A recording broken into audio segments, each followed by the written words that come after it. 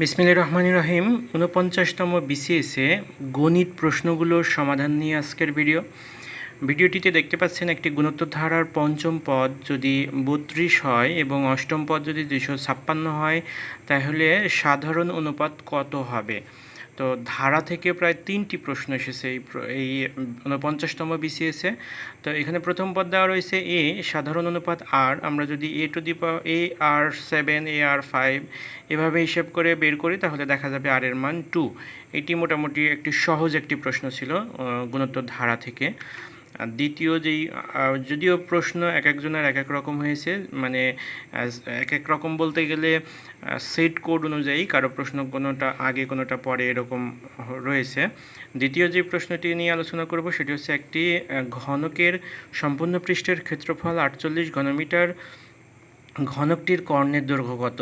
সম্পূর্ণ পৃষ্ঠের ক্ষেত্রফল আমরা জানি সূত্র হচ্ছে 6a², আর 6a² = 48। এখান থেকে আমরা a এর মান বের করতে পারি। তারপরে ঘনকের কর্ণের দৈর্ঘ্য √3a, এই সূত্রের মাধ্যমে আমরা কর্ণের দৈর্ঘ্য নির্ণয় করতে পারি। তো log x⁴ = -2 হলে x কত হবে, এই সূত্রটি দিয়ে আমরা x এর মান 1/2 এভাবে x এর মান বের করতে পারি। এটা লগার সূচক এবং লগারিদম থেকে একটি অঙ্ক। আর পরের যেই প্রশ্নটি রয়েছে এটা হচ্ছে একটি ত্রিভুজের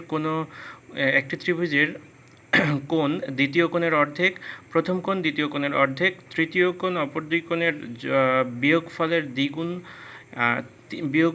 3 গুণ, দ্বিতীয় কোণটি কত। এভাবে আমরা কোণের সমষ্টি 180 ডিগ্রি এই সূত্রের মাধ্যমে সহজেই এই কোণটির মান বের করতে পারি, বা 3টি কোণের মানই আমরা বের করতে পারি। প্রথম কোণ 30 ডিগ্রি হবে, দ্বিতীয় কোণ হবে 60 ডিগ্রি এবং চতুর্থ কোণ যেটা বা তৃতীয় যেই কোণটি হবে সেটা হচ্ছে 90 ডিগ্রি হবে, যেহেতু সমকোণী ত্রিভুজ।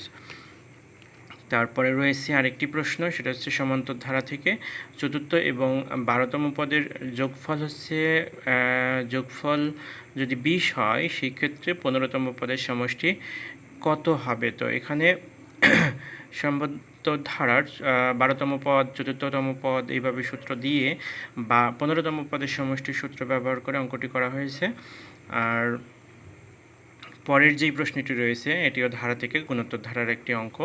এখানে হচ্ছে 1, 3, 1 √3, 5 এবং 49। এখানে হচ্ছে 1, 3, 5, 7, 9 এই সূত্রের মাধ্যমে অঙ্কটি করা হয়েছে। অসমতার একটি অঙ্ক রয়েছে, অসমতার অঙ্কটি আমরা দেখতে পাচ্ছি -9, 3 এই সমাধান করে দেওয়া রয়েছে।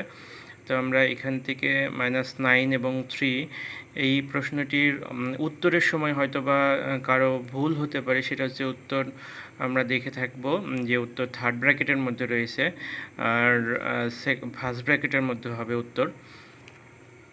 তারপরে আরেকটি প্রশ্ন হচ্ছে একটি বইয়ের 10% ক্ষতিতে বিক্রয় করা হলে বিক্রয় মূল্য 60 টাকা বেশি হলে 5% লাভ হতো, বইটির ক্রয় মূল্য কত। খুবই সহজ একটি প্রশ্ন, যদিও অনেকেই এই প্রশ্নটি পারেনি। ক্রয় মূল্য 100 টাকা, 10% ক্ষতিতে বিক্রয় মূল্য 90 আর 5% লাভে 105।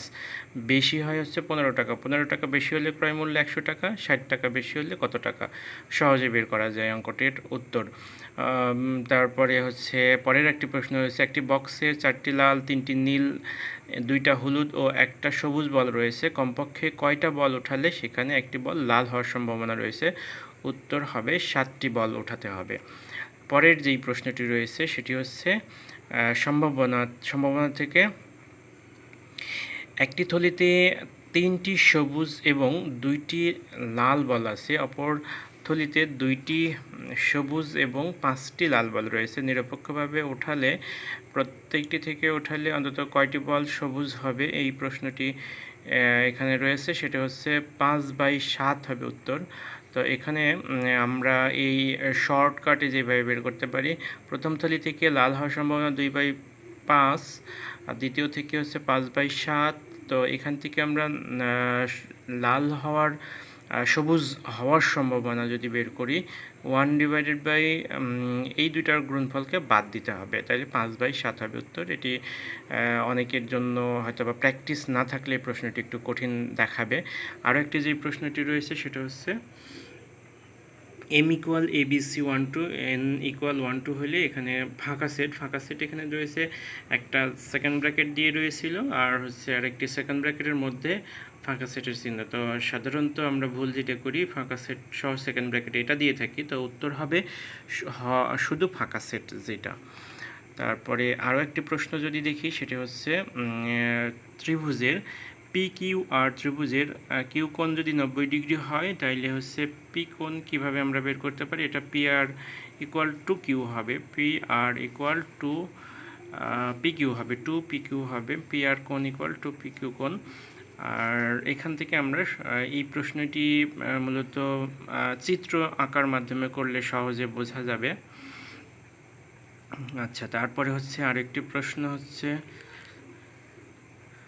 এক্স, এটা হচ্ছে সমাধান, অর্থাৎ বজ্রগুণ বা প্রতিস্থাপনা প্রণয়নের মাধ্যমে এই সমাধানটি করা যায়। এই সমাধানটি ক্ষেত্রে দেখা যাচ্ছে যে এখানে রয়েছে এ এক্স প্লাস বি, অষ্টম শ্রেণীতে হুবহু সেম অঙ্কটি রয়েছে, এক্স ইকুয়াল এক্স এবং ওয়াইয়ের মান হবে এ জিরো মান হবে এখানে। আর আরেকটি প্রশ্ন রয়েছে এখানে গুণোত্তর ধারার পঞ্চম পদবর্তী, সেই প্রশ্নটি আমরা ভিডিওর প্রথমেই দেখিয়েছি। তো আশা করব এখানে আরও একটি প্রশ্ন ছিল, যদিও ওই প্রশ্নটি আমার কাছে মনে হয়েছে মানসিক দক্ষতার প্রশ্ন। সেটি হচ্ছে একজন ব্যক্তির একটি কলা খেতে সময় লাগে 1 মিনিট, তাহলে 5 জন ব্যক্তির 5টি কলা খেতে কত সময় লাগবে? এটাও হবে উত্তর 1 মিনিট। তো এই ছিল গণিতের প্রশ্ন 49তম BCS এর।